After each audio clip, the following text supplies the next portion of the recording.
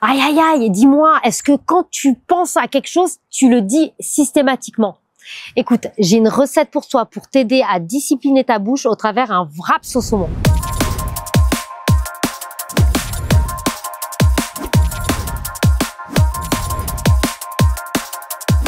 Bienvenue dans les recettes de Sarah.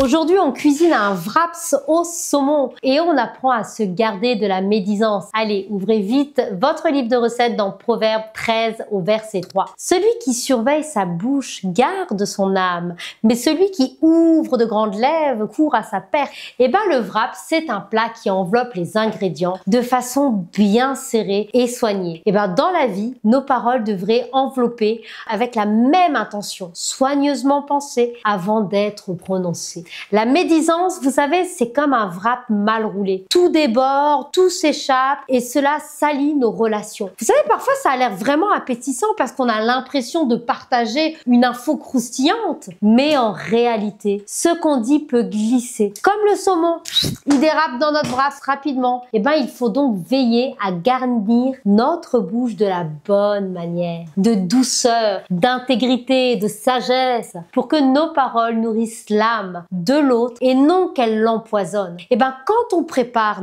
un bon wraps, on va choisir les ingrédients avec soin. On ne met pas n'importe quoi dedans, d'accord? De la même façon, dans nos conversations, tout ne mérite pas d'être répété. Tout ne mérite pas d'être partagé. Certaines choses doivent rester dans le frigo, ok?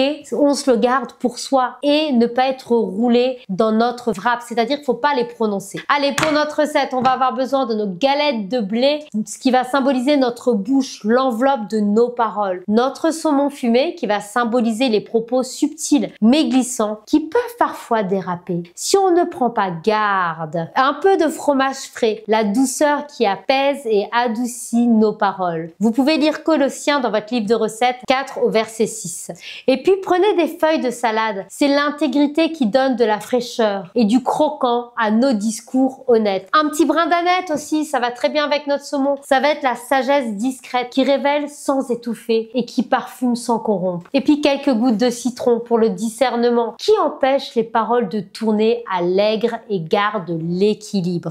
Maintenant, on va préparer notre wraps. Étalez le fromage frais, cette douceur sur votre galette, hein? Un peu de douceur dans votre bouche. Avant de parler, ça commence par tout recouvrir. Alléluia! Ce fromage frais qui va vraiment symboliser la tendresse, la bonté, l'humilité. Sans cette base, tout ce qu'on dit peut être sec, peut être même blessant. Dispose le saumon, ces paroles qui vont être subtiles. Dépose-les avec soin, puis ajoute les feuilles de salade, l'intégrité. Tu sais, le saumon raffiné et délicat va représenter la parole choisie, pesée, transmise avec précision. La salade fraîche et entière symbolise l'honnêteté. Ce qu'on dit doit refléter ce qu'on est. Parsème un petit peu d'aneth et arrose légèrement de citron.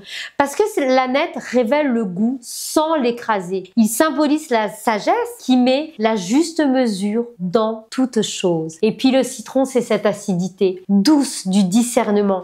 Il ne détruit pas, mais il éveille. Alors, sur ta parole, tu mets un goût. Que ce soit pas fade, pas corrosé. Que ça éveille les consciences sans blesser les cœurs. Et maintenant, enroule ton wrap avec attention pour que rien ne déborde et que tout se tienne harmonieusement. Parce qu'il est temps de maîtriser maintenant ce que tu as préparé. Trop de précipitation et ton wrap s'effondre. Trop de relâchement et les bons ingrédients sortent mal. Tu sais, le fait de maîtriser ce qu'on dit, ça protège tellement. Ça te garde loin des histoires et ça montre que tu es une personne de confiance. Tu sais, les gens, ils savent qu'avec toi, leurs secrets vont être bien gardés. Alors franchement, c'est tellement agréable d'être dans une relation avec quelqu'un qui ne rapporte pas ce qu'il entend, qui ne déforme pas les choses. Et puis en tant que chrétien, en tant qu'enfant de Dieu, on doit le glorifier parce que nos paroles deviennent des sources de paix, de réconfort, d'édification. En plus, toi-même, tu es en paix intérieurement. Tu ne te retrouves pas dans des situations compliquées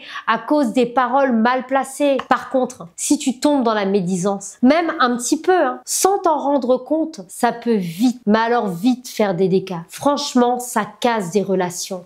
Ça s'humilie l'image qu'on avait de toi auprès des autres. Et puis surtout, ça déplaît à Dieu. Tu sais, au début, on a l'impression que c'est anodin, mais après coup, ça peut vraiment nous rattraper. Et intérieurement, comment on se ressent? On culpabilise, on est mal à l'intérieur parce qu'on sait qu'on a mal agi, qu'on a mal parlé. On finit par être perçu comme quelqu'un de faux, quelqu'un de malveillant. Et spirituellement, ça coupe ton intimité avec Dieu. Car Dieu, il aime la vérité. Il aime pas les murmures. Apprends à contenir tes mots, à les entourer de prières, à les offrir avec paix, avec amour, avec bienveillance. Et c'est ainsi que ta parole portera des fruits. Prends du temps, médite, prie. Demande à Dieu de mettre une garde sur ta bouche. Demande-lui de purifier ton cœur pour ce qui sortent de ta bouche soit toujours porteur de vie. Prie pour le discernement. Tu en as besoin, on en a besoin. Seigneur,